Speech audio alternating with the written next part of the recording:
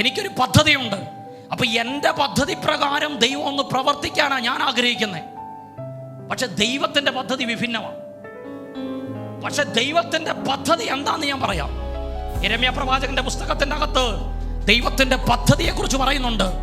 29:11 നിങ്ങൾ പ്രത്യാശിക്കുന്ന ശുഭഭാവി നിങ്ങൾക്ക് വരുവാൻ തക്കവണ്ണം, ഹല്ലേലൂയ, ഞാൻ നിങ്ങളെക്കുറിച്ച് നിരൂപിക്കുന്ന നിരൂപണങ്ങൾ അത് തിന്മയ്ക്കല്ല, അത് നന്മയ്ക്കത്ര എന്ന് അത് യഹോവയുടെ അരുളപ്പാട്.